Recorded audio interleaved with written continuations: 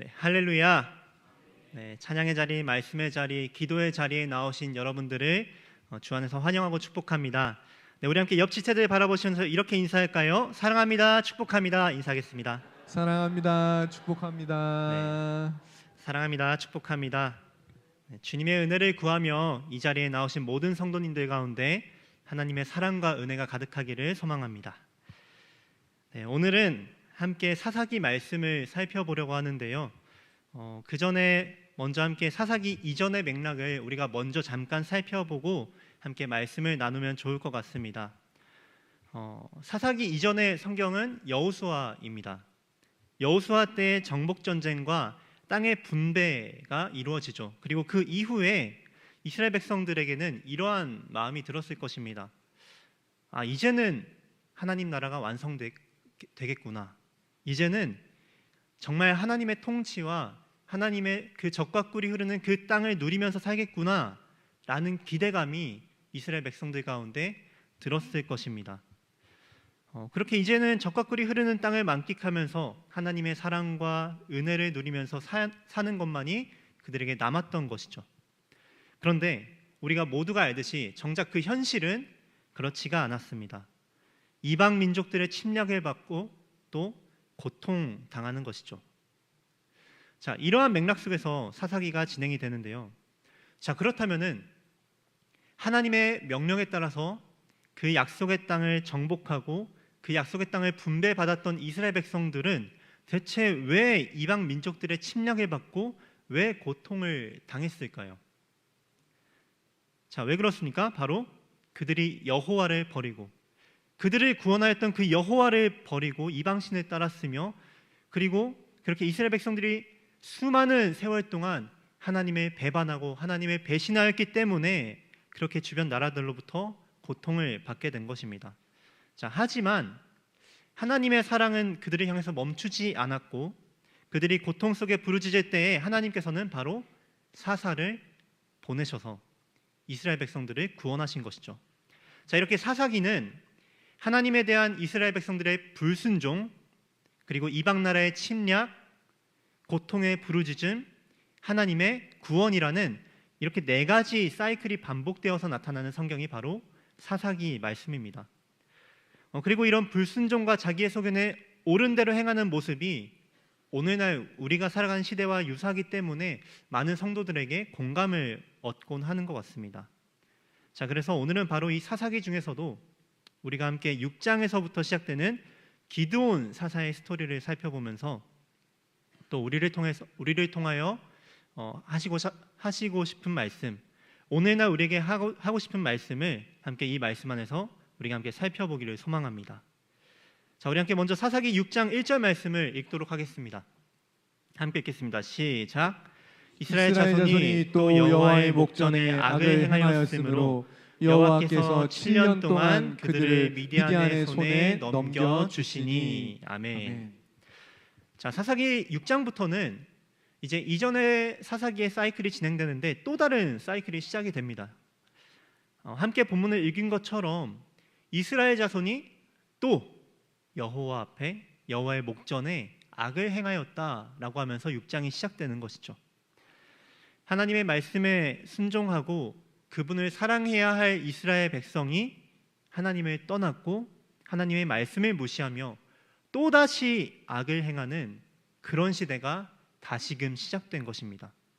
성경에서 굳이 또라고까지 언급하는 것을 보아하니 정말 그들의 죄가 고착화되어서 정말 지긋지긋하게 그 죄가 가득했구나라는 것을 우리는 상상해 볼 수 있을 것 같습니다.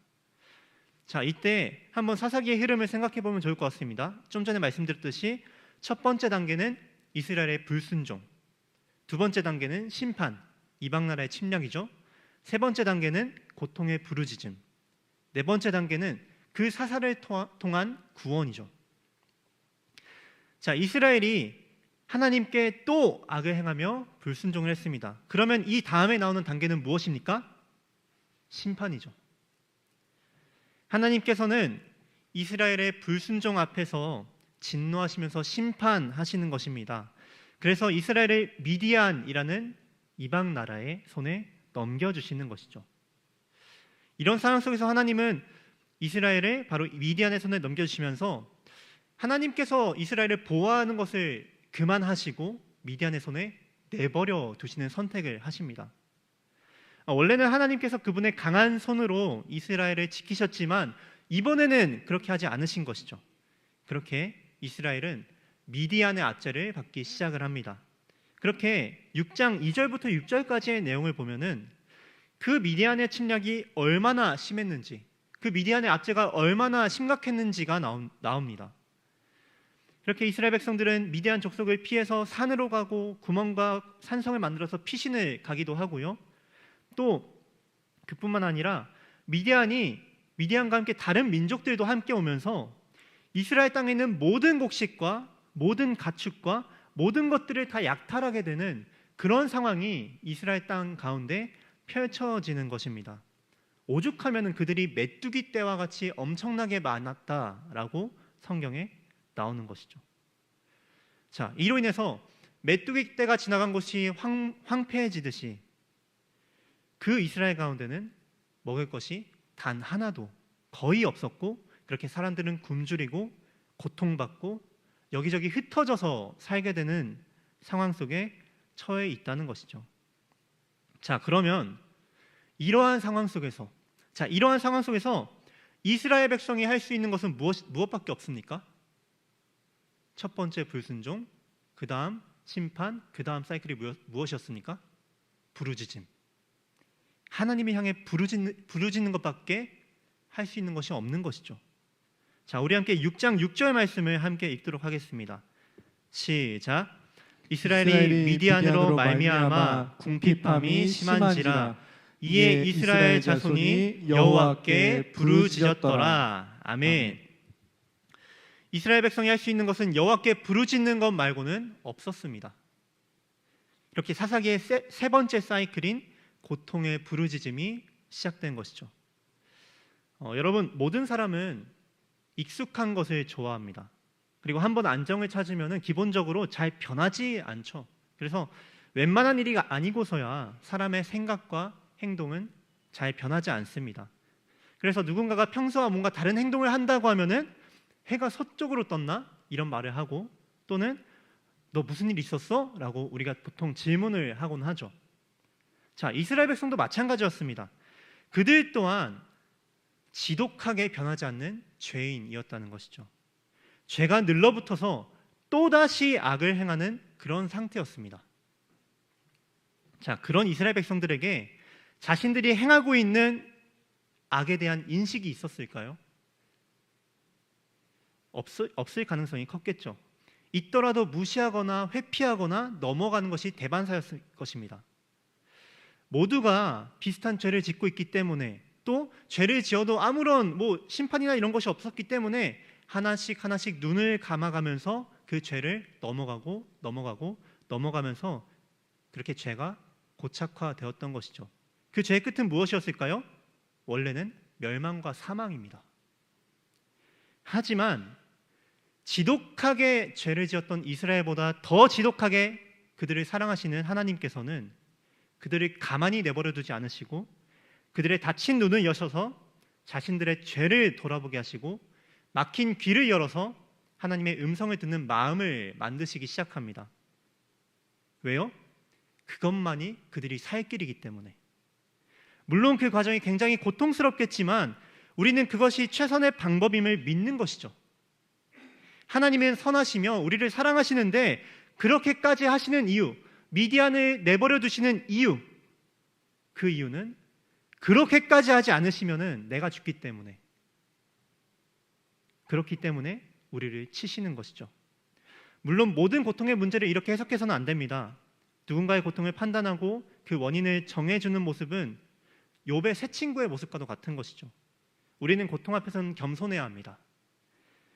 고통 앞에서 가장 지혜로운 태도는 나는 이 고통의 원인을 알 수 없다 하면서 하나님 앞에 나아가는 것이 우리의 가장 지혜로운 태도겠죠. 하지만 오늘 본문에서는 그 고통의 원인이 명확하게 명시되어 있습니다. 우리는 이스라엘의 고통을 하나님께서 이렇게 하지 않으시면 안 될 정도로 이스라엘 백성들의 죄가 가득했기 때문에, 그렇기 때문에 이러한 미디안의 침략이 일어났구나라고 이해를 할 수 있는 것이죠. 자, 이러한 상황 속에서 그들이 할 수 있는 것은 무엇이었다고요? 부르짖는 것밖에 없었다고요. 자, 이렇게 이스라엘의 백성은 자신들의 죄악으로 인해 하나님의 진노를 받아 미디안의 정복을 받게 되었고, 그렇게 고통 속에 부르짖게 됩니다. 자, 따라서 하나님께서는 먼저는 선지자를 보내셔서 그들에게 회개를 요청하시고, 또 그 다음에 사사를 보내십니다. 자, 우리 함께 사사기 6장 11절 하반절 말씀을 함께 읽도록 하겠습니다. 시작. 마침 요아스의 아들 기드온이 미디안 사람에게 알리지 아니하려 하여 밀을 포도주 틀에서 타작하더니. 아멘. 하나님께서는 이러한 상황 속에서 사사로 기드온을 부르십니다.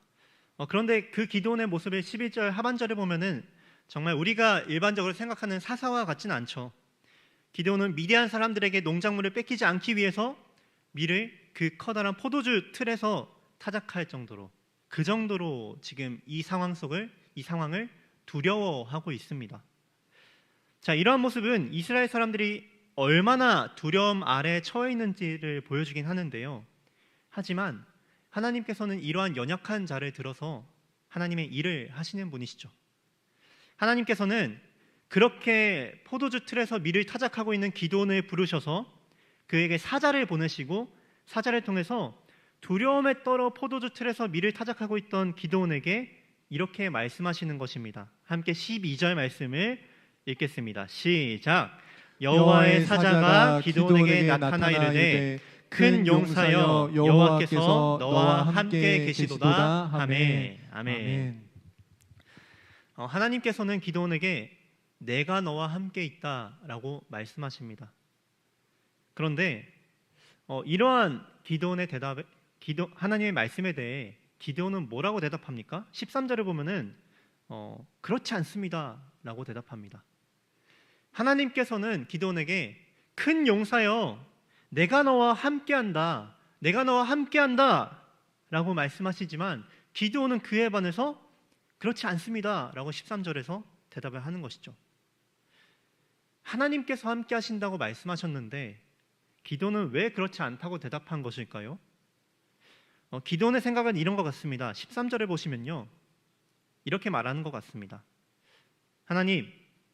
하나님은 분명히 우리와 함께 계시지 않습니다. 왜냐하면 하나님이 우리를 미디안의 손에 넘겨주셨고 우리의 조상들을 구하신 것처럼 우리를 구하지 않으셨기 때문입니다 라고 기드온은 13절을 통해서 말을 하고 있는 것 같습니다. 물론 기드온도 하나님께서 앞서 보낸 그 선지자의 메시지를 통해서 이스라엘의 배반 때문에, 이스라엘의 악행 때문에 이런 상황이 일어났다는 것을 들었겠죠. 하지만 기드온은 하나님께서 출애굽의 지도자였던 모세를 보내셨던 것처럼 지금 우리와, 그렇게 보내셨던 것처럼 지금 우리와 함께 해달라고 오늘 말을 하고 있는 것입니다. 자, 이렇게 대답하는 기드온을 향해 하나님께서는 뭐라고 말씀하십니까? 제가 14절 말씀 읽어드리겠습니다. 여호와께서 그를 향하여 이르시되 너는 가서 이 너의 힘으로 이스라엘의 미디안의 손에서 구원하라. 내가 너를 보낸 것이 아니냐 하시니라. 아멘. 자, 하나님을 향해 하나님께서 함께 하셔서 이스라엘을 애굽에서 인도하셨던 것처럼 우리를 인도해 주세요 라고 말했는데 돌아오는 하나님의 답변은 무엇입니까? 기드온아, 너가 가서 그 미디안의 손에서 나의 백성을 구원해라 라고 말하는 것이죠. 내가 너와 함께하며 내가 너를 보내는 것이다. 내가 너를 통해서 구원할 것이다. 그러니 너가 가야 한다 라고 기드온에게 말을 하고 있는 것입니다. 마치 이런 것 같습니다. 우리가 오늘날 뭔가 관계로 힘들어 한다는 것이, 예를 들면은 우리가 관계 때문에 힘들어서 하나님 제발 저 사람 좀 바꿔주세요, 저 사람 좀 내 눈앞에서 치워주세요 라고 기도를 했는데 하나님께서는 계속 설교 말씀이나 큐티 말씀을 통해서 내가 너를 통해서 저 사람 바꿀 거야. 그러니까 사랑해. 내가 너를 통해서 나의 일을 할 거야. 그러니까 너는 사랑해 라고 우리에게 말씀하시는 것만 같은 느낌인 거죠. 이게 얼마나 충격적인 답변입니까? 자, 그러면 하나님의 이러한 답변 앞에서 여러분들은 어떻게 반응하십니까? 네, 하나님 제가 그래 보겠습니다. 네, 하나님 제가 가겠습니다. 이렇게 결단하시나요? 만약에 그렇게 결단하신다면 정말 믿음이 대단하신 분인 것 같습니다. 그런데 저는 이러는 것 같습니다. 하나님 저 못합니다. 하나님 제가 그걸 어떻게 합니까? 저는 사랑도 없고 사랑할 능력도 없고 제 마음도 그렇지 않습니다. 저 사람이 너무 밉습니다. 그러니 그럴 수가 없습니다.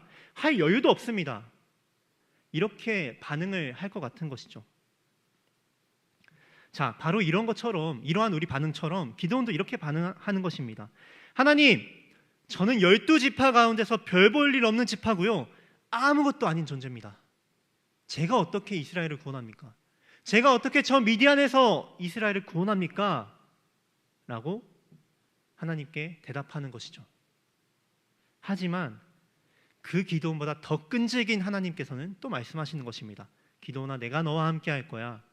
내가 너와 함께 미디안을 칠 거야 라고 계속해서 기도원에게 말씀하시죠. 자, 이에 기도원은 또 다른 얘기를 하나님께 하는데요, 표징을 보여달라고 하는 것입니다. 처음 표징을 구하는 것이 16절부터 35절까지 나타나는데요, 시간 관계상 바로 그 다음 표징으로 넘어가 보겠습니다. 우리 함께 사사기 6장 36절에서 37절 말씀을 함께 읽도록 하겠습니다. 시작. 기도원이 하나님께 여쭈되 주께서 이미 말씀하신 같이 내 손으로 이스라엘을 구원하시려거든 보소서, 내가 양털 한 뭉치를 타작마당에 두리니 만일 이슬이 양털에만 있고 주변 땅은 마르면 주께서 이미 말씀하신 같이 내 손으로 이스라엘을 구원하실 줄을 내가 알겠나이다 하였더니. 아멘. 자, 기도원은 이전 단락에서 이미 하나님의 부르심과 약속을 받았습니다. 그리고 16절부터 35절까지의 말씀을 통해서 이미 표징을 한 번 더 받은 상태입니다. 하지만 아직도 확신을 못한 것 같습니다. 여전히 그 말씀 앞에서 두려운 것이죠. 여전히 기도원아, 너가 가서, 내가 너와 함께 할 거니까 너가 가서 그 미디안을 쳐야 한다라고 한 그 말씀 앞에서 여전히 두려운 것이죠. 그래서 기도원은 양털을 놔두고 마른 땅 위에 양털만 이슬에 적게 해주세요. 그렇게 하나님의 그 말씀을 확증해 주세요라고 하나님께 구합니다. 그리고 그 말씀대로 하나님께서 그 구한 것대로 이루어주자 그 다음엔 거꾸로 하는 것이죠. 왜요? 자연 현상대로 하면은 그 벌판에 양털을 두었을 때 양털의 습기가 차잖아요. 그렇기 때문에 이건 자연 현상일 수도 있어 라는 그러한 생각을 가지고 또 한 번 더 하나님께 구하는 것이죠. 거꾸로 해달라고. 이렇게 하나님을 향해 계속해서 확인하는 것입니다. 이렇게 양털 한 뭉치를 두는 기도원의 행동을 보면서 많은 사람들은 이 행동을 비판하기도 합니다. 왜냐하면 예수님께서는 분명히 주 너의 하나님을 시험하지 말라고 말씀하셨기 때문이죠. 자, 하지만 만약에 그 기도원의 표징을 구하는 것이 그렇게 잘못이고 죄라면 하나님께서는 왜 응답하셨을까요? 그리고 또 다른 한편으로는 어떤 사람들은 이런 말도 합니다. 기도원처럼 이렇게 하는 것이죠. 하나님, 제가 오른쪽으로 갈까요? 왼쪽으로 갈까요? 제가 만약에 오른쪽으로 가길 원하시면 이것을 보여주시고 제가 왼쪽으로 가길 원하시면 이것을 보여주세요 라고 기도원의 표징을 잘못 따라하기도 합니다. 자, 그렇다면은 우리는 이 기도원이 양털 한 뭉치를 두고 하나님께 표징을 구하는 이 사건을 어떻게 이해할 수 있을까요? 자, 먼저 한 가지 보아야 할 것은 이 기도원이 양털 한 뭉치를 두는 것은 하나님을 시험하는 것도 아니고 하나님의 뜻을 알기 위한 행동도 아니라는 것입니다. 자, 우리 한 번 더 36절 말씀 읽어보겠습니다. 한 번 더 36절 말씀 읽겠습니다. 시작. 기도원이 하나님께 여쭈되 주께서 이미 말씀하신 같이 내 손으로 이스라엘을 구원하시려거든. 아멘. 자, 이 말씀을 보면은 우리가 전에도 살펴봤듯이 하나님께서는 기도원에게 이미 말씀하셨습니다. 그리고 기도원도 이미 알려주신 그 하나님의 말씀을 기억하고 있습니다. 자, 기도원은 분명히 표적을 구했죠. 양털 하나를 두고 하나님, 표적을 보여주세요 라고 구했습니다. 하지만 그 요청은 자신의 믿음을 세우도록 도와달라는 요청이었던 것입니다. 하나님께서 그분의 사자를 통해서 자신에게 말씀하셨고, 내가 하나님의 말씀을 따라서 그 하나님의 함께하심을 의지하면서 그 미디안을 향해 나아가고 싶지만, 겁쟁이였던 옛사람의 본성과 충돌하여서 여전히 두려운 것이죠. 말씀을 따라 나아가고 순종하고 싶지만 그것이 어려워서 하나님의 하나님 되심을 보여달라고 한 것입니다. 나와 함께 하시는 하나님, 그 하나님을 보여주세요 라고 기도는 표징을 구한 것이죠. 그렇기 때문에 하나님께서는 이러한 기도원의 모습을 기뻐하시면서 은혜로 2번이나 응답하신 것입니다. 한 번 표징을 구한 것에 응답하셨는데 번복하고 또 한 번 구할 때에도 응답하신 것이죠. 자, 그리고 이러한 은혜의 결과로, 이러한 하나님을 경험함으로 기드온은 미디안을 향해 나아갔고, 그렇게 300명의 용사와 함께 미디안을 무찌르게 되는 놀라운 역사가 일어난 것입니다. 자, 이제 말씀을 마무리하려고 하는데요. 여러분, 겁쟁이 기드온이 양털 한 뭉치를 두는 것은 하나님의 말씀 앞에서 그 말씀을 순종하기 위한 몸부림이었습니다. 하나님께서 자신에게 하신 그 말씀 앞에서 자신은 아무것도 아니고 그 말씀이 전혀 일어날 수 없을 것만 같아 보이기 때문에 하나님께 간구를 하는 그러한 말씀 앞에서의 치열한 몸부림이었던 것이죠. 자신에게 말씀하신 하나님께서, 자신에게 미디안을 향해 나아가라고 말씀하신 그 하나님께서 그 말씀에 순종할 믿음 또한 나에게 주세요 라고 바라면서 그 표적을 구한 것입니다. 사랑하는 성도 여러분, 이 시간 이 사사기 말씀 앞에서 우리를 좀 돌아보길 원합니다. 우리는 매주 하나님의 말씀을 듣고 우리는 매일매일 그 말씀을 앞에 서 있습니다. 우리는 이미 완성된 계시 앞에 서 있고, 그렇게 하나님 그 완성된 계시를 통하여서 우리에게 날마다 또 매주 우리에게 말씀하십니다. 잘 풀어진 설교 말씀을 통하여서도, 또 인사이트를 주는 큐티를 통해서도, 또 내가 그냥 보는 그 말씀을 통해서도 우리는 계속해서 하나님의 말씀과 하나님의 뜻을 알아갑니다. 그런데 그 말씀을 순종하려고 할 때, 그 말씀을 정말로 나의 삶 속에서 실천하려고 할 때가 참 쉽지가 않다는 것이죠. 말씀에 순종한다는 것은요, 여전히 두렵고 여전히 자신 없고 여전히 나의 것을 내려놓아야 하기 때문에 너무나도 어려운 것입니다.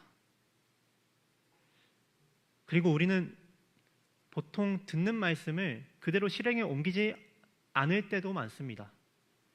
우리는 우리의 삶 속에서 하나님이 역사하실 그 양털 하나조차 두지 않는 우리의 모습이 있는 것이죠.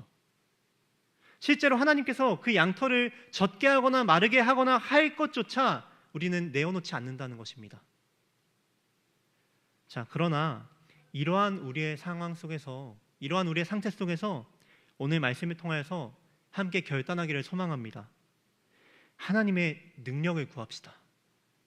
이미 우리에게 말씀하신 하나님께서는 우리와 함께 하시며 우리를 인도하십니다. 사랑하는 성도 여러분, 이미 우리에게 말씀하신 하나님을 의지하면서 그 말씀을 따라 살아내려고 노력할 때에 하나님을 의지하시면서 하나님께 때로는 표징을 구하기도 하고, 때로는 그 말씀에 온전히 믿음으로 나아가기도 하면서 그렇게 실제로 양털을 그 앞에 두는 믿음의 결단을 하는 여러분들이 되기를 간절히 소망합니다. 그렇게 할 때 하나님께서는 그러한 우리의 믿음의 몸부림을 기뻐하시면서 우리에게 은혜를 베푸시고, 이렇게 우리가 다시 한 번 더 그 말씀을 따라 살아갈 힘과 용기를 주실 것입니다. 자, 그렇다면은 우리는 이 말씀에 순종할 때 매번 이렇게 표적을 구해야 할까요? 그건 또 아니겠죠. 표적과 기적보다 높은 것이 믿음입니다. 한 번, 두 번은 우리가 믿음이 부족하여서 그 말씀 앞에 나의 연약함이 드러나서 표적을 구하고 하나님의 기적을 바라지만, 한 걸음, 두 걸음 더 나아갔을 때에는 그 경험한 하나님을 의지하면서 믿음으로 보지 않고도 믿으며 그 말씀에 따라 살아내는 그런 성도님들이 되시기를 간절히 소망합니다. 기드온의 모습만 봐도 그렇습니다. 그렇게 겁쟁이였던 기드온이 하나님 말씀 앞에서 표적을 구했습니다. 그러나 오늘 이 표적, 양털을 두는 그 표적, 그 이후에 그는 어떠한 표적도 구한 적이 없습니다. 그는 하나님의 말씀 앞에서, 그 모든 말씀 앞에서 믿음으로 날마다 말씀에 순종하면서 믿음으로 나아갔던 것이죠. 사랑하는 성도 여러분, 오늘 이 시간, 이 밤 함께 결단했으면 좋겠습니다. 하나님의 하나님 되심을 경험하기 위한 믿음의 결단을 하시길 바랍니다. 그렇게 여러분들의 삶 속에서, 이렇게 여러분들의 일상 속에서 주의 설교 말씀을 통한 결단을 또 한 번 더 삶에서 실천하고자 이렇게 날마다 씨름하고 몸부림하는, 또 오늘 말씀과 매일 나에게 주시는 그 말씀을 하나님 내가 한 번 더 해보겠습니다라고 믿음의 결단을 하는 그런 우리 성도 여러분들이 되시기를 간절히 소망합니다.